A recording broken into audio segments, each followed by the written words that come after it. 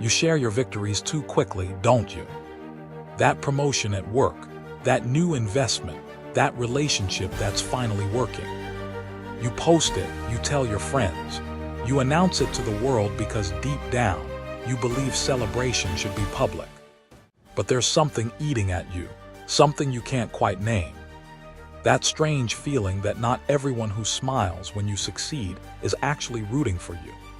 I am Solomon, and I've watched empires rise and fall.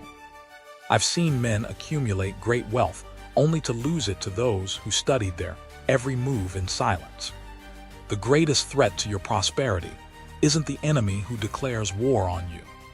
It's the one who sits quietly at your table, memorizing your strategies, cataloging your weaknesses, waiting for the perfect moment to strike. You think transparency is strength. You believe openness builds trust. But what if I told you that your biggest mistake isn't what you're hiding, but what you're revealing? What if the very people you're trying to impress are the ones planning your downfall? Today, you will transform from someone who broadcasts their every move to someone who builds in silence. From someone who seeks approval to someone who moves with the wisdom of shadows. This isn't about becoming secretive or paranoid. This is about becoming strategically invisible to those who don't deserve to witness your ascension. The time for naive transparency is over. The successful don't just work hard, they work wisely. They understand that every piece of information is a weapon that can be used for you or against you. If you're ready to stop feeding your enemies and start protecting your future, if you're tired of wondering why your plans always seem to fall apart just when success is within reach, then you need to hear every word I'm about to share with you. Subscribe to this channel now, because the wisdom I'm about to reveal will change not just how you pursue success, but how you guard it once it's yours. Number 1. Not every obstacle presents itself as opposition. You know that feeling when everything seems to be going perfectly, yet something feels off. When people around you smile and nod, ask the right questions, offer encouraging words. But deep in your gut, you sense a disturbance you cannot name. That unease is not paranoia. It is wisdom trying to speak to you through the noise of false security. I am Solomon, and in my years of ruling the greatest kingdom the world has ever known, I learned that the most dangerous enemies are not the ones who declare war with trumpets and banners. They are the ones who sit in your council meetings, who walk through your palace halls, who break bread at your table while memorizing the layout of your vulnerabilities. They study your patterns not to support your success, but to predict your failure. The greatest deception of human nature is the belief that all opposition announces itself loudly. We prepare for the obvious battles. We build walls against the enemies who show their teeth. But what about those who show their smiles instead? What about those who clap when you win, but quietly catalog every detail of how you won? What about those who ask about your strategies under the guise of admiration, but are actually building a map of your methods? Think of a gardener who tends to his most precious flowers. He does not only protect them from the storms that rage with thunder and lightning. The wise gardener knows that the most beautiful rose can be destroyed by the quiet, persistent work of insects that appear harmless during the day, but feed on the roots during the night. The flower never sees them coming, because they do not announce their hunger with noise. They simply consume, silently and systematically, until one morning the gardener finds his masterpiece withered and dead. I once trusted a man named Ahithophel. He was brilliant, respected, sought after for his counsel. When I spoke of expanding trade routes, he listened intently and offered valuable insights. When I shared my vision for new architectural projects, he provided thoughtful feedback. When I discussed strategies for maintaining peace with neighboring kingdoms, he nodded approvingly and asked intelligent questions. For years, I believed his attention was the attention of a loyal advisor. I was wrong. Ahithophel was not listening to help me succeed. He was listening to understand how I thought, how I planned, how I could be defeated. Every conversation was reconnaissance. Every question was intelligence gathering. Every smile was a mask covering the calculations of a mind that had already chosen my son Absalom's rebellion over my reign. When the moment came, he did not need to learn my weaknesses in battle. He already knew them from years of patient observation, disguised as friendship. The silence that watches you is not always the silence of respect. Sometimes it is the silence of someone taking notes. Here is what most people never understand about power and success. The moment you begin to rise, you become a target, but not in the way you expect. You prepare for criticism, for competition, for outright confrontation. What you do not prepare for is the subtle art of strategic observation, practiced by those who have learned that the best way to defeat someone is to first understand them completely. These individuals do not oppose you directly, because direct opposition reveals their intentions. Instead, they position themselves as neutral observers, interested parties, or even supportive allies. They ask about your business plans, not because they want to invest, but because they want to identify market opportunities you have spotted. They inquire about your relationship strategies, not because they care about your happiness, but because they want to understand what makes you vulnerable. They show interest in your methods not because they want to learn from you, but because they want to learn you. The most sophisticated form of opposition is the kind that never reveals itself as opposition at all. When someone pays too much attention to your moves without contributing anything meaningful to your progress, they are not admiring you. They are studying you. When someone asks too many detailed questions about your plans without offering their own insights or resources, they are not being curious. They are being strategic. When someone always wants to know what you are doing next, but never shares what they are doing next, they are not being friendly. They are being calculating. This is not about becoming paranoid or suspicious of everyone around you. This is about developing the wisdom to distinguish between genuine interest and strategic intelligence gathering. The difference is found not in what people ask, but in why they ask it, how they use the information you give them, and what they contribute in return. A true ally does not just take information from you. They give information to you. They do not just ask about your strategies. They share their own. They do not just observe your progress. They contribute to it.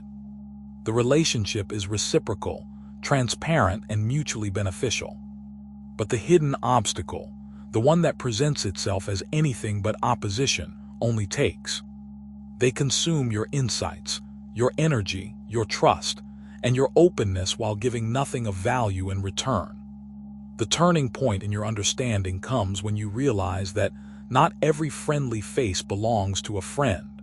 Not every interested question comes from genuine interest, and not every person who wants to be around your success wants you to succeed.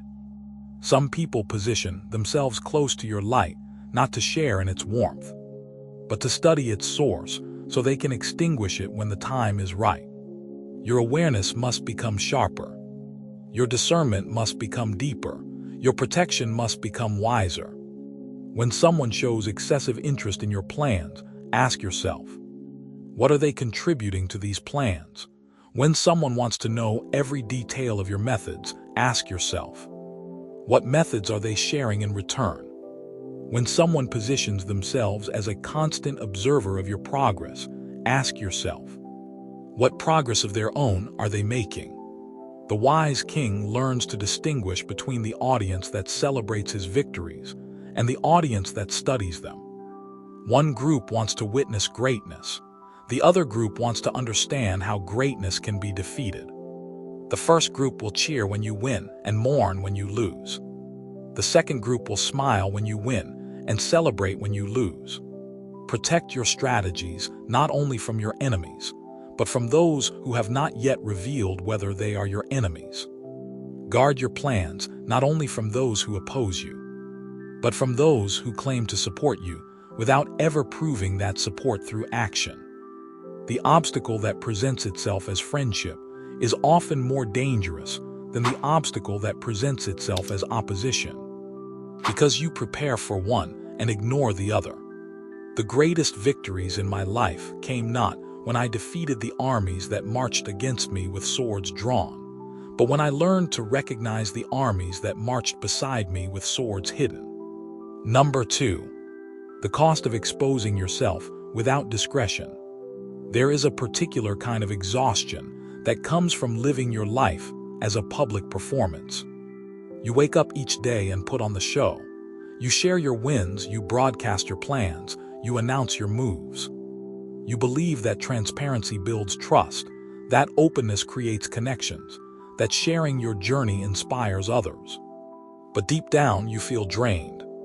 Not just tired from working toward your goals, but drained from managing the opinions, expectations, and reactions that come with every piece of information you release into the world.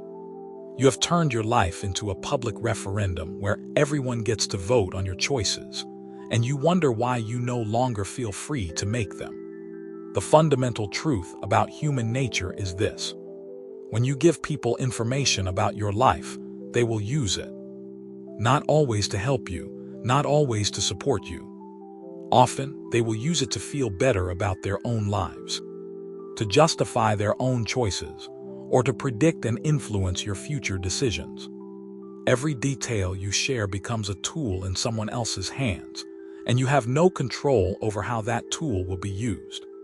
I learned this lesson not through books or philosophy, but through the costly experience of ruling a kingdom where every word I spoke was analyzed, every decision I made was debated, and every plan I announced was either celebrated or sabotaged before I could execute it. The weight of constant scrutiny does not just slow you down. It changes the very nature of your decision-making process.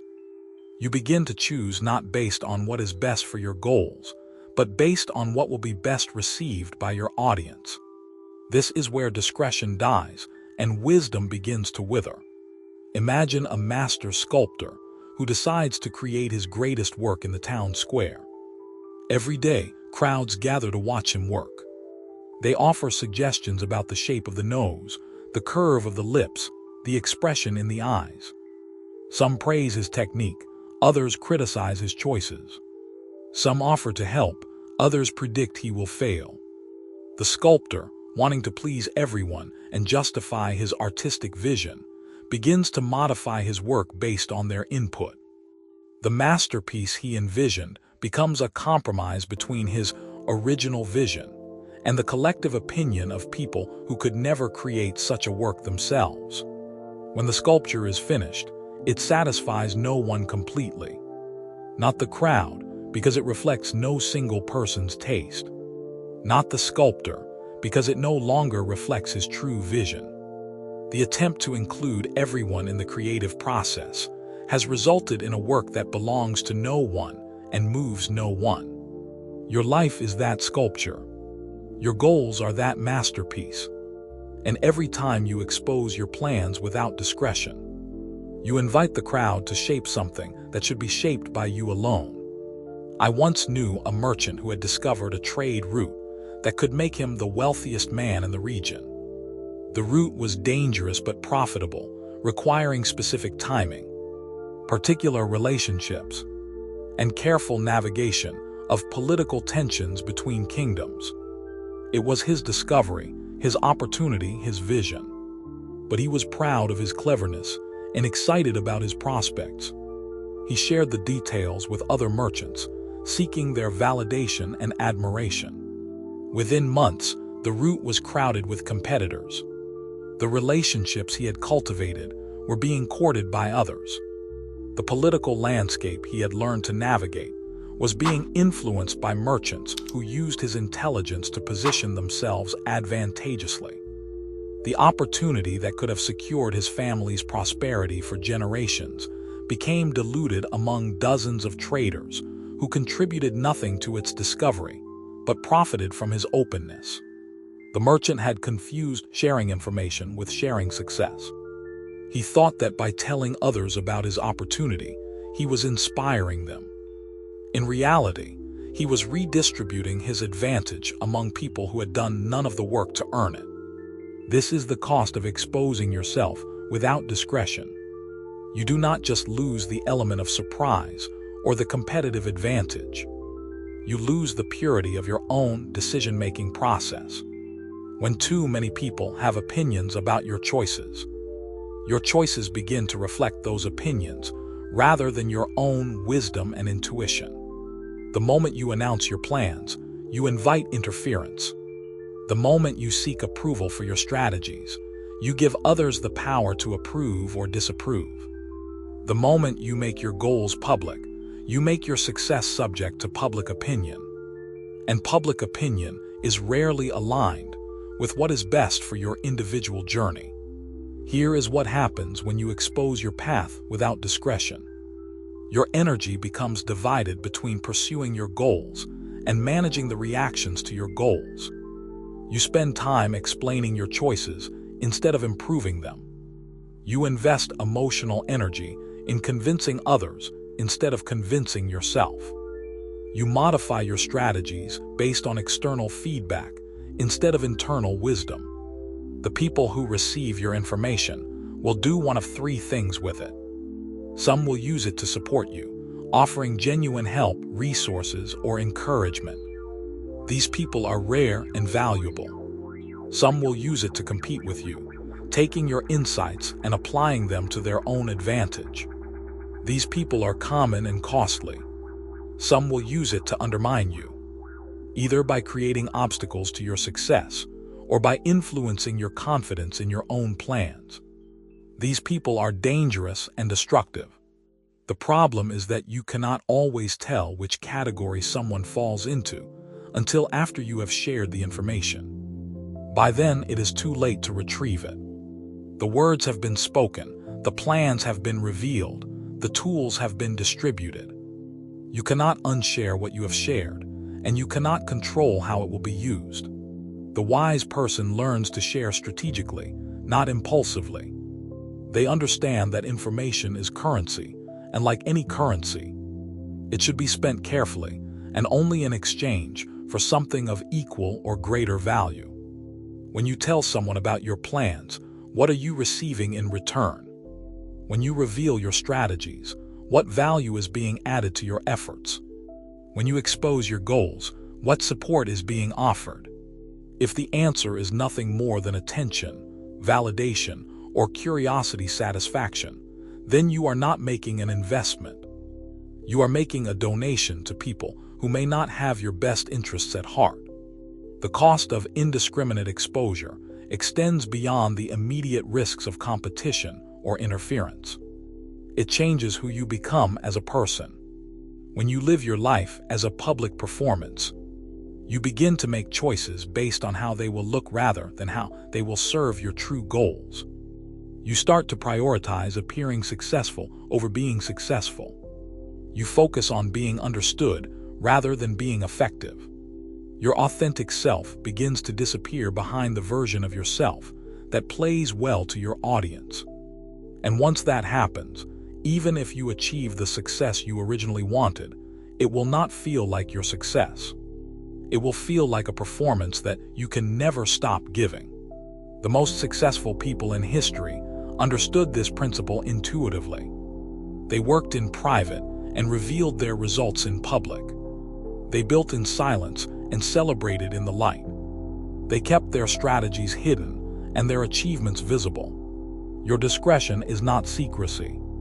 It is protection. Protection of your energy, protection of your advantages, protection of your authentic decision-making process, and protection of your right to pursue your goals without the interference of those who have not earned the right to influence your path. Number 3. Solomon's view on prudence. You live in a world that mistakes reaction for intelligence and impulse for authenticity. Every thought must be shared immediately. Every feeling must be expressed instantly. Every plan must be announced as soon as it forms in your mind. You have been taught that holding back is dishonesty, That privacy is secrecy. That patience is procrastination. But this urgency to reveal everything you think and feel and plan is not wisdom. It is the opposite of wisdom. It is the complete abandonment of one of the most powerful forces available to the human spirit. Prudence. Prudence is not hesitation. It is not fear. It is not the inability to make decisions or take action. Prudence is the profound understanding that timing determines the difference between success and failure. That preparation determines the difference between victory and defeat. And that discretion determines the difference between achievement and exposure. The modern world has forgotten the art of ripening. Everything must be harvested immediately, consumed instantly, shared without delay. But I have learned, through decades of ruling the most prosperous kingdom in history, that the greatest achievements come not from speed, but from maturity. Not from urgency, but from readiness. Not from disclosure, but from strategic revelation. When I built the temple, the most magnificent structure the world had ever seen, I did not begin by announcing my intentions to every neighboring kingdom. I did not start by revealing my architectural plans to every craftsman who expressed interest. I did not commence by sharing my timeline with everyone who asked about my progress. I began with silence. I began with observation. I began with preparation that happened in the shadows, while others were still debating whether such a project was even possible. For 7 years, I gathered materials: cedar wood from Lebanon, gold from Ophir, precious stones from lands whose names were whispered in trading posts. For 7 years, I cultivated relationships with artisans whose skills had been passed down through generations. For 7 years, I studied designs, refined plans, and developed systems that would turn vision into reality. The world saw none of this preparation. They heard none of these plans. They witnessed none of this accumulation. When I finally began construction, it was not the beginning of the project. It was the execution of a project that had been perfectly planned in private. The 7 years of public construction were possible because of the 7 years of private preparation. The temple that amazed the world was not built in 7 years. It was conceived, planned, and prepared over twice that time. The visible work was merely the final expression of invisible wisdom. This is the essence of true prudence. You act when the foundation has been laid, not when the inspiration strikes. You reveal when the result is inevitable, not when the idea is born. You speak when your words can change something, not when your words need to prove something. The foolish person plants a seed and immediately tells everyone about the forest they will grow. The prudent person plants the seed, tends it in silence, and invites others to enjoy the shade when the tree has matured. One approach seeks attention for potential, the other provides value from reality. In my youth, I made the mistake of sharing my wisdom too freely, too quickly, too widely. Every insight I gained, I felt compelled to teach. Every understanding I reached, I rushed to share. Every strategy I developed, I offered to anyone who would listen. I believed that wisdom was meant to be distributed. That knowledge was meant to be spread. That understanding was meant to be common. I learned that this approach does not multiply wisdom. It dilutes it. When you share insight before it has been tested by experience, you are not offering wisdom. You are offering theory. When you reveal strategies before they have been proven by results, you are not providing guidance. You are providing speculation. When you teach principles before they have been validated by success, you are not educating others. You are experimenting with them. True prudence understands that wisdom must mature within you before it can benefit others. Strategies must succeed for you before they can succeed through you. Principles must transform your life before they can transform other lives. The wise person does not rush to share what they have learned. They rush to apply what they have learned. The sharing comes later when the application has proven the value of the learning. This is not about hoarding knowledge or withholding help.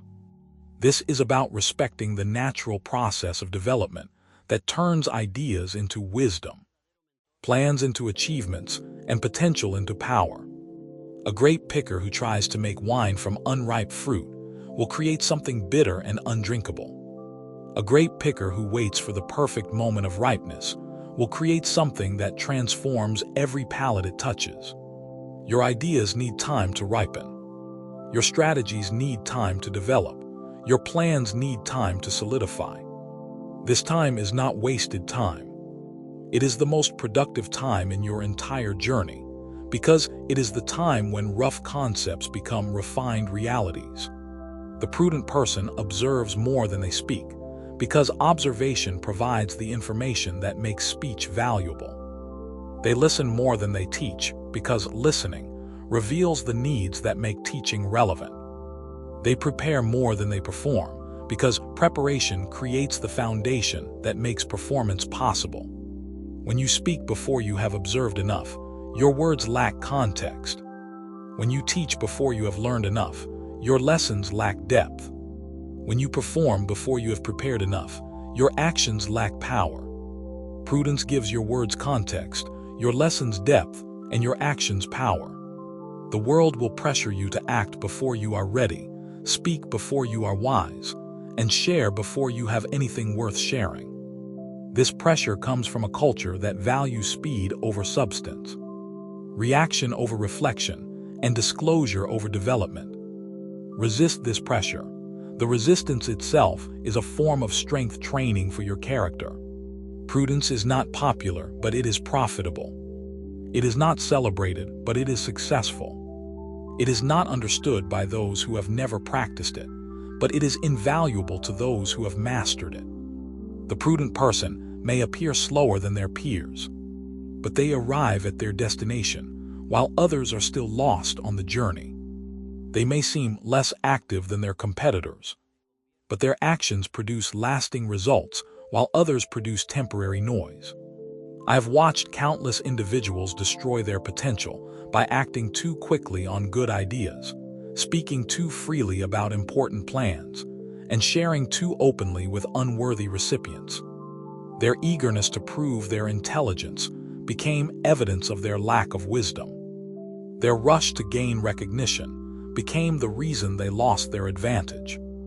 Their desire to include everyone in their success became the mechanism of their failure. The prudent person does not need to prove they are smart. Their results prove it for them. They do not need to convince others of their potential. Their achievements demonstrate it clearly. They do not need to seek recognition for their plans. Their success creates recognition naturally. Prudence protects your ideas while they are vulnerable, nurtures your strategies while they are developing, and reveals your achievements when they are undeniable. It is the difference between trying to impress people with what you might do and actually doing what will impress them. It is the difference between seeking credit for your intentions and earning respect for your results. Master the art of prudence, and you master the art of creating power that cannot be questioned, success that cannot be denied, and achievements that cannot be replicated by those who only saw the final result. Number 4. Silent envy and disguised curiosity. You have felt it before, that strange discomfort after sharing good news with someone who smiled at you. Their response was positive, their words were supportive, their body language seemed engaged. Yet something in their eyes, something in the quality of their attention, something in the questions they asked afterward left you feeling exposed rather than celebrated. You could not articulate what was wrong with the interaction, but your intuition registered a disturbance that your mind could not explain. That disturbance was not paranoia. It was recognition. Your spirit was recognizing the presence of something that your conscious mind had not yet learned to identify. Envy wearing the mask of interest, competition disguised as curiosity, and resentment dressed as congratulations. The most dangerous form of opposition you will face in your journey toward success is not the opposition that announces itself with hostility. It is the opposition that presents itself as support, while systematically working to undermine your progress. This opposition studies your methods not to learn from them, but to compete with them. It celebrates your victories not to honor them, but to minimize them. It asks about your plans not to support them, but to interfere with them. Silent envy is more destructive than loud hatred, because you prepare for hatred, but you trust envy. You build defenses against enemies, but you share secrets with enviers. You expect attacks from those who oppose you openly, but you invite sabotage from those who oppose you silently. Human nature contains a complexity that most people prefer to ignore. We want to believe that everyone who smiles at us wishes us well, that everyone who asks about our success wants us to succeed, that everyone who shows interest in our progress actually wants us to progress. This belief is not just naive, it is dangerous. It leaves you vulnerable to those who have learned to weaponize your trusting nature against your own prosperity. The envier does not want what you have because they admire it. They want what you have because they believe they deserve it more than you do. The curious person who asks too many questions about your strategies does not want to celebrate your intelligence. They want to prove that your success is not as impressive as it appears. The individual who compliments your achievements while immediately comparing them to someone else's achievements is not honoring your progress. They are diminishing it. I learned to recognize these patterns through painful experience. Early in my reign, I welcomed anyone who showed interest in the wisdom and prosperity of my kingdom. I believed that sharing knowledge multiplied its power, that discussing strategies improved their effectiveness, that explaining success inspired others to pursue their own version of it. I was wrong. I once shared with a visiting king the principles that had made my trade relationships so profitable. I explained how I had identified markets that others had overlooked, how I had developed products that others had not imagined, how I had built relationships that others had not prioritized. I spoke openly about my methods because I believed that his interest was the interest of someone who wanted to learn from success. Within a year, this same king had implemented modified versions of my strategies in his own kingdom. He had contacted my trade partners and offered them better terms. He had hired craftsmen who had trained in my workshops and asked them to recreate improved versions of my products. He had used my openness as a roadmap for competing with me in markets that I had developed. When confronted about this behavior, he claimed that all knowledge belonged to everyone, that trade was naturally competitive, and that he had simply been inspired by my example to pursue his own version of success. His words were reasonable, his actions were calculated. His interest had never been admiration, it had been reconnaissance. This is how silent envy operates. It positions itself as interest while gathering intelligence. It presents itself as admiration while planning competition. It disguises itself as support while organizing interference. The envier studies your success not to celebrate it, but to replicate it. They analyze your methods not to learn from them, but to improve upon them. They ask about your plans not to encourage them, but to anticipate them. The questions they ask reveal their intentions if you know how to listen. The genuinely interested person asks questions that help them understand principles they can apply to their own unique situation. The secretly envious person asks questions that help them understand details they can use to compete with your specific situation. One type of questioning seeks wisdom, the other type seeks ammunition. When someone asks how you achieved something, listen to whether they follow up by sharing what they are working on in their own life. When someone compliments your success, notice whether they immediately mention someone else who has achieved something similar or better. When someone expresses interest in your strategies, observe whether they offer any insights, resources, or support in return. The person who is genuinely interested in your success will contribute something to the conversation. They will share their own experiences, offer their own insights, or provide some form of value in exchange for the information you are giving them. The relationship will feel reciprocal and mutually beneficial. The person who is secretly envious of your success will only consume. They will ask but not share. They will take insights but not offer them. They will gather information but not contribute information. The conversation will feel one-sided, with you providing value and them extracting it. Not every compliment comes from genuine admiration. Some compliments are fishing expeditions, designed to get you to reveal more information about your success. Some compliments are comparisons disguised as praise, intended to make your achievements seem less impressive by immediately mentioning someone who has achieved more.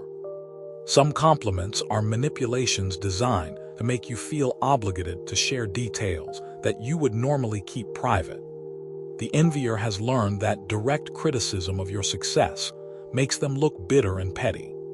So instead, they praise your success while subtly undermining it. They congratulate you while immediately qualifying their congratulations. They express admiration while implying that your achievements are not as remarkable as they appear. Congratulations on your promotion, though I heard the position was not as competitive as usual this year. That is a beautiful house you bought, although the market in that area has been declining recently. Your business is doing well, but of course the economy has been favorable for everyone in your industry lately. These responses are not support. They are attacks disguised as support. They are attempts to minimize your achievements by attributing them to luck, timing, or circumstances rather than to your effort, intelligence, or character. The envier cannot directly criticize your success without revealing their own bitterness. So they diminish your success by making it seem ordinary, expected, or unearned. Your protection against silent envy begins with recognition. When someone shows excessive interest in your methods without sharing their own, they are not learning from you. They are studying you. When someone asks detailed questions about your strategies without offering any insights in return, they are not seeking wisdom. They are gathering intelligence. When someone responds to your good news with qualified praise or immediate comparisons, they are not celebrating with you. They are competing with you. The wise person learns to distinguish between genuine interest and disguised envy, between supportive curiosity and strategic intelligence gathering, between authentic admiration and calculated reconnaissance. This distinction protects your energy, your strategies, and your peace of mind. Share your successes with those who contribute to them. Discuss your methods with those who offer their own. Reveal your plans to those who support them with resources, not just with words. The rest of the world can witness your results without understanding your process. Number 5. How to identify who should have access. You have been generous with your trust, and it has cost you. Not just once, but repeatedly. You have shared your dreams with people who use them as entertainment. You have revealed your strategy to people who turned them into competition. You have opened your life to people who treated it as gossip material. Each time you told yourself that you were just being open, just being authentic, just being human. But deep down, you know the truth. You have been giving access to people who have not earned it. And you have been paying the price for their unworthy admission to your inner world. The most successful people in history understood something that most people never learn. Access is not a right that everyone deserves simply because they ask for it. Access is a privilege that must be earned through contribution, proven through loyalty, and maintained through value. Not everyone who wants to know about your life should know about your life. Not everyone who expresses interest in your plans should be included in your plans. Not everyone who claims to support your goals should have influence over your goals. Your life is not a public park where anyone can wander freely. It is a private sanctuary that should be protected, preserved, and shared only with those who add value to its beauty, rather than those who simply want to observe its contents. The fundamental question you must learn to ask about every person in your life is not, do they like me? Or, are they interested in me?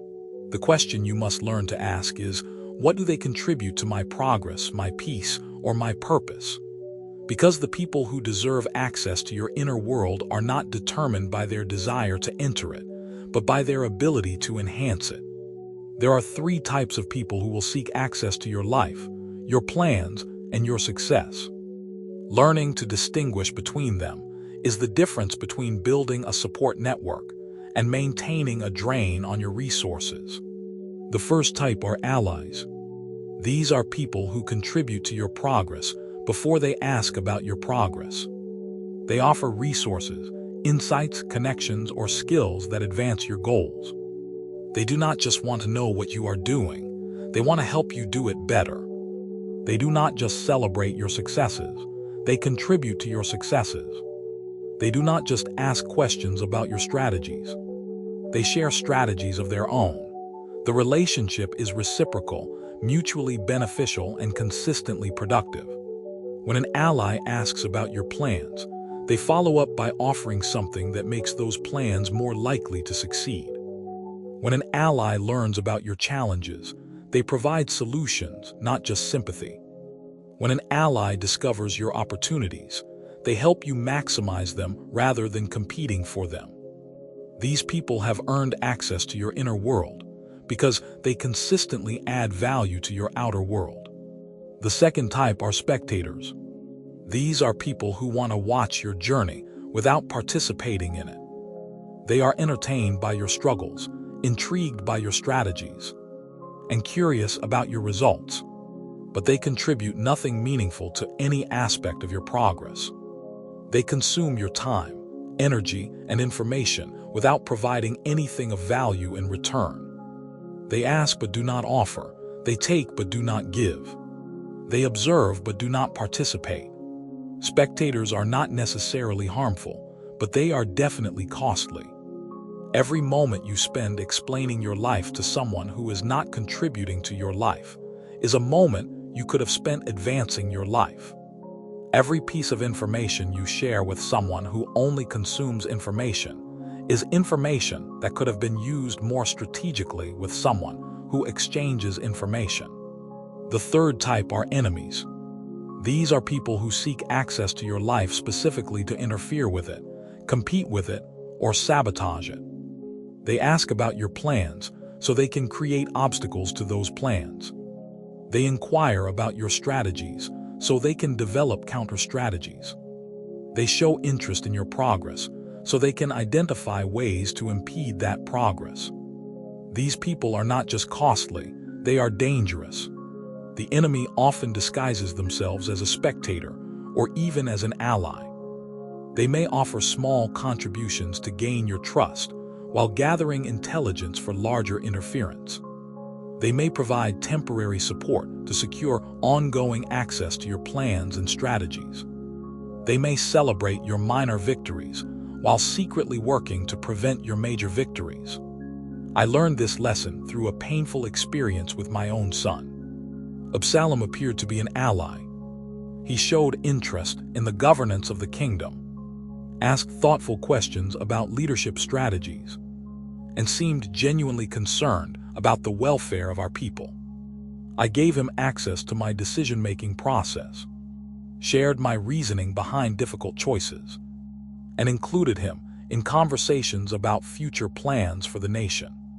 I believed his interest was the interest of a son who wanted to learn from his father and eventually contribute to the family legacy. I was wrong. His questions were reconnaissance for rebellion. His interest was intelligence gathering for insurrection. His access to my plans became the foundation for his attempt to overthrow my kingdom. The information I shared with him as preparation for his future leadership became the ammunition for his present opposition. This betrayal taught me that access should never be granted based on relationship status, emotional appeal, or stated intentions. Access should be granted based on demonstrated patterns of contribution, proven track records of loyalty, and consistent evidence of mutual benefit. Here are the practical principles I learned for determining who deserves access to your inner world. First, observe the ratio of taking to giving in every relationship. People who consistently take more than they give are spectators or enemies, regardless of how they present themselves.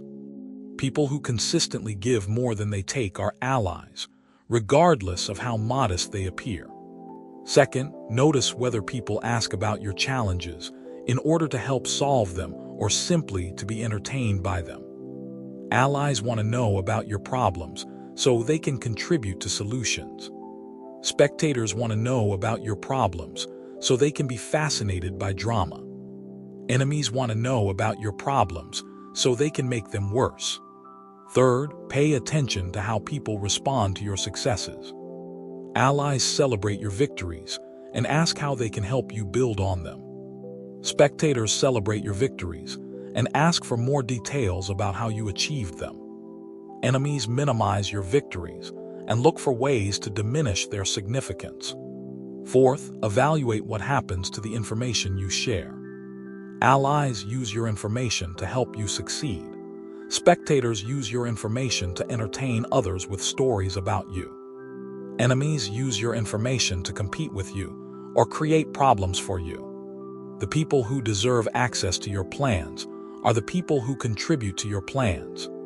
The people who deserve to know your strategies are the people who improve your strategies. The people who deserve to understand your journey are the people who support your journey with more than just words. Your inner world is sacred space. Protect it, preserve it, and share it only with those who treat it as sacred rather than those who treat it as entertainment. Number 6. Strategies to grow protected. You have been building your life in a glass house, and you wonder why stones keep breaking your windows. Every goal you set becomes public knowledge before you have taken the first step toward achieving it. Every strategy you develop becomes common information before you have had the chance to test its effectiveness. Every plan you make becomes a topic of discussion among people who contribute nothing to its success, but feel entitled to opinions about its merit. You have confused transparency with authenticity, openness with honesty, and sharing with caring. But the result is that your growth has become a spectacle rather than a sanctuary. Your progress has become entertainment rather than achievement. And your success has become vulnerable rather than victorious. It is time to learn the art of protected growth. Not secretive growth, not paranoid growth, not isolated growth, protected growth. Growth that happens behind walls of wisdom, within boundaries of discretion, and under the shield of strategic silence. Growth that reveals its results rather than its methods, its achievements rather than its attempts, its victories rather than its vulnerabilities. The master gardener does not plant his most precious seeds in the town square where every passerby can step on them, every animal can eat them, and every critic can judge them. He plants them in protected soil, tends them with patient care, and reveals them to the world only when they have grown strong enough to withstand public scrutiny. Your goals, your strategies, and your dream deserve the same protection that a master gardener gives to his most valuable plants. The first principle of protected growth is to reduce the exposure of your plans. This does not mean you should never discuss your goals with anyone. This means you should discuss your goals only with people who contribute to them, only at times when discussion advances them, and only to the extent that sharing information improves your chances of success. Before you tell someone about your plan, ask yourself 3 questions. What will this person contribute to the success of this plan? How will sharing this information improve my ability to execute this plan? What risks am I accepting by giving this person access to this information? If you cannot answer the first 2 questions with specific, valuable contributions. Then you are not having a strategic conversation. You are having an entertainment conversation. And entertainment conversations cost more than they benefit. When you must discuss your plans, share the minimum information necessary to achieve the maximum benefit. You do not need to explain your entire strategy to get specific help with one component. You do not need to reveal your timeline to benefit from someone's expertise. You do not need to disclose your method to access someone's resources. Strategic communication is like surgery, precise, purposeful, and limited to what is necessary for the desired outcome. The second principle of protected growth is to share only with those who build, not with those who just observe. The people who deserve to know about your progress are the people who contribute to your progress. The people who earn access to your strategies are the people who improve your strategies. The people who should understand your challenges are the people who help solve your challenges. I once worked with a craftsman who was creating the most intricate woodwork for the temple. He never discussed his techniques with casual observers who were merely curious about his work. But he freely shared detailed methods with other craftsmen who could contribute tools, materials, or skills that would improve the final result. He understood that information should flow toward contribution, not toward consumption. Apply this principle to your own life. When someone asks about your business plans, notice whether they follow up by offering connections, resources, or expertise that could help those plans succeed. When someone inquires about your personal goals, observe whether they share their own experiences, insights, or support that could accelerate your progress. When someone shows interest in your strategies, evaluate whether they provide value in return or simply take information without contributing anything meaningful. The third principle of protected growth is to use silence as a natural filter. Silence does not mean isolation. Silence means choosing not to broadcast information that does not need to be broadcast, not to explain decisions that do not need to be explained, and not to seek approval for choices that do not require approval. When you remain silent about your plans, several things happen. People who are genuinely interested in supporting you will approach you with specific offers of help, resources, or collaboration. People who are merely curious about your business will eventually lose interest and turn their attention elsewhere. People who are secretly competing with you will be forced to develop their own strategies rather than modifying yours. Silence creates a natural sorting system that attracts allies while discouraging spectators and enemies. It conserves your energy for execution rather than explanation. It protects your competitive advantages while preserving your strategic flexibility. It allows your results to speak instead of requiring your words to convince. The fourth principle of protected growth is to celebrate results, not plans. Share your achievements, not your intentions. Announce your successes, not your strategies. Reveal your destinations, not your routes. When you complete a goal, accomplish a milestone, or achieve a victory, that is the appropriate time to share information with others. The result provides context for the strategy, evidence for the planning, and justification for the effort. People can appreciate what you have done without needing to understand exactly how you did it. But when you share plans before they become results, you invite interference before you have achieved success. You create opportunities for sabotage before you have created opportunities for celebration. You expose your vulnerabilities before you have demonstrated your strength. The fifth principle of protected growth is to build systems that support your discretion. Organize your environment, your relationships, and your communication in ways that make protected growth natural rather than difficult. Create physical and digital spaces where you can work on your goals without observation or interference. Develop relationships with people who understand and respect the value of discretion. Establish communication patterns that share appropriate information at appropriate times with appropriate people. This might mean having a private workspace where you can develop strategies without interruption. It might mean cultivating friendships with people who support your success without needing to understand every detail of your methods. It might mean limiting your social media presence to results rather than processes, to achievements rather than attempts. Protected growth is not about hiding from the world. It is about engaging with the world on your terms rather than on the world's terms.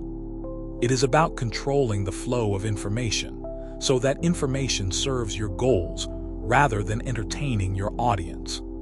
It is about building strength in private so that you can demonstrate power in public.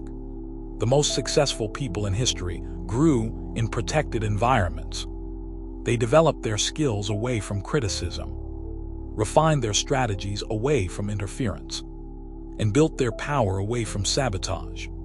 When they finally revealed their capabilities to the world, they did so from a position of strength that could not be questioned or competed against.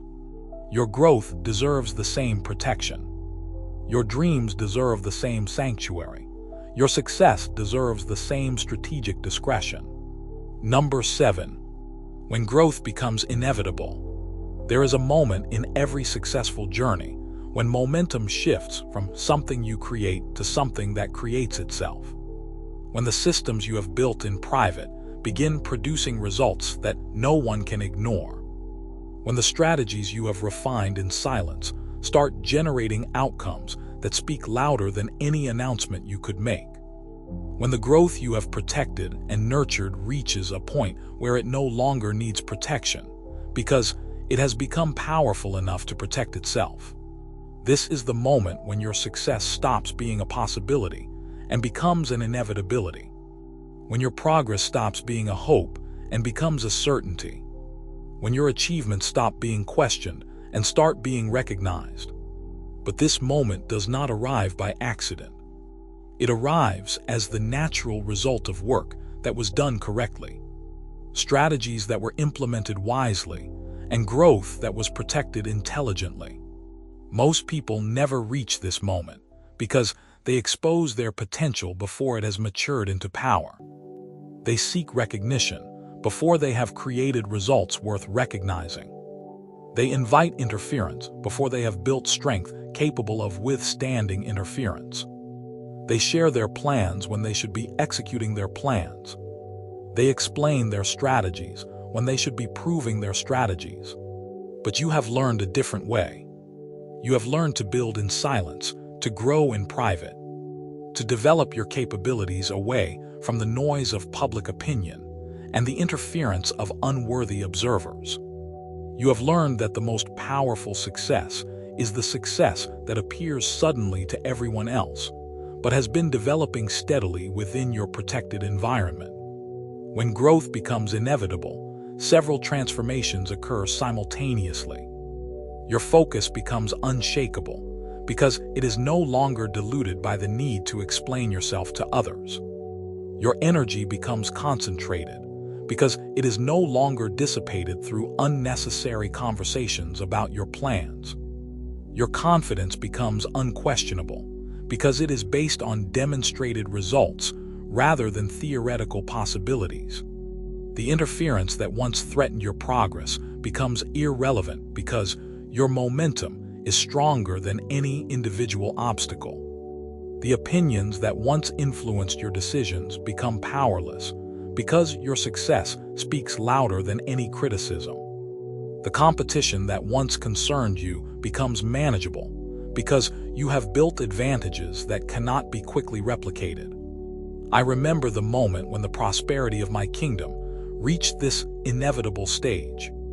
For years, I had been implementing economic strategies, building trade relationships, and developing resources, while other kingdoms debated the merit of my approaches.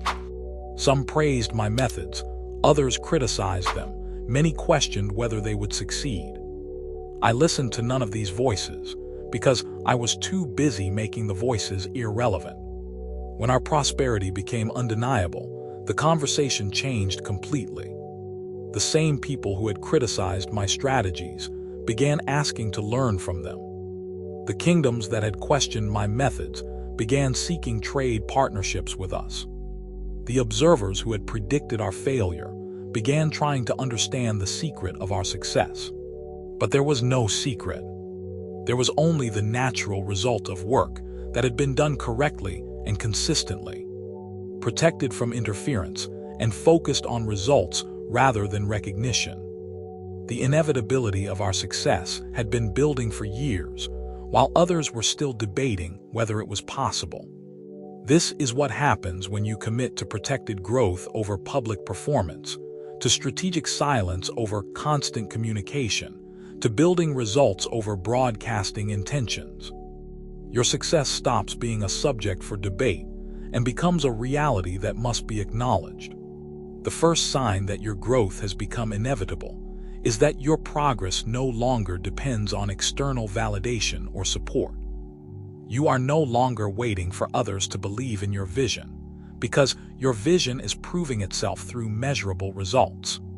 You are no longer seeking approval for your strategies, because your strategies are demonstrating their effectiveness through consistent success.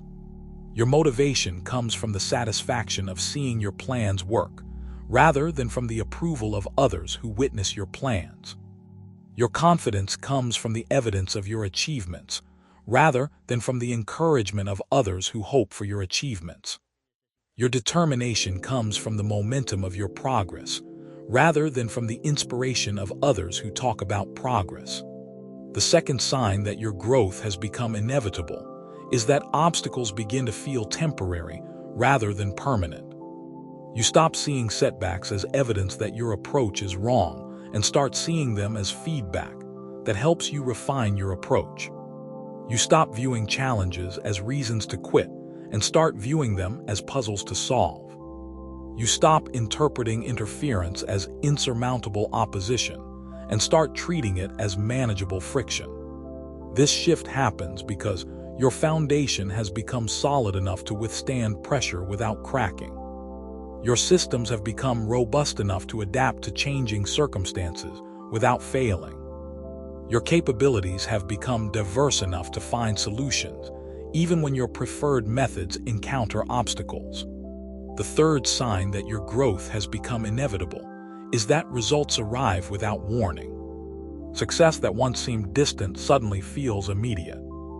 Goals that appeared difficult suddenly seem achievable. Opportunities that looked unlikely suddenly become available. This acceleration happens because all the preparation, strategy, and protected development that occurred in private begins to compound and produce visible outcomes in public.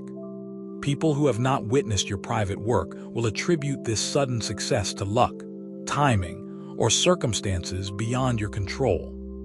They will not understand that what appears to be overnight success is actually the culmination of extended effort that was hidden from their observation. They will not realize that the inevitability of your success was built through decisions they never saw, work they never witnessed, and sacrifices they never knew you made.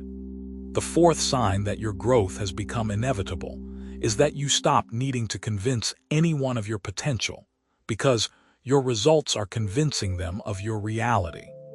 The conversations change from people questioning whether you can succeed to people asking how you succeeded. The focus shifts from doubting your plans to understanding your achievements. The attention moves from criticizing your methods to learning from your outcomes. This transformation is liberating because it frees you from the exhausting work of justifying your choices to people who were never qualified to judge them. You no longer need to explain your strategies to people who cannot execute them. You no longer need to defend your goals to people who cannot achieve them. You no longer need to seek approval from people who cannot provide the support you need.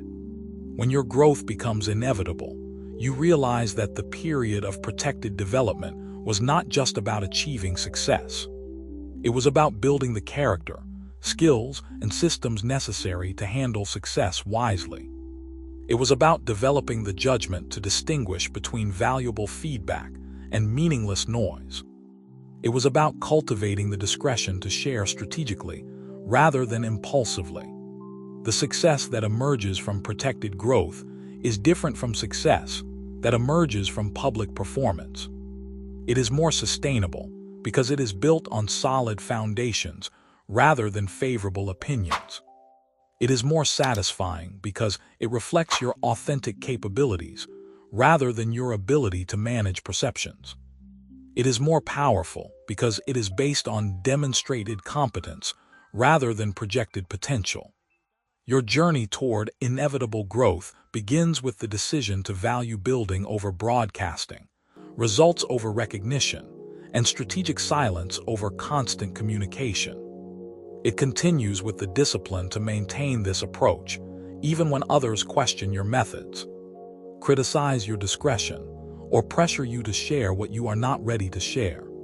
The inevitability arrives when your results become undeniable, your progress becomes unstoppable, and your success becomes a reality that transforms not just your circumstances, but your very identity as a person who creates value rather than seeks validation.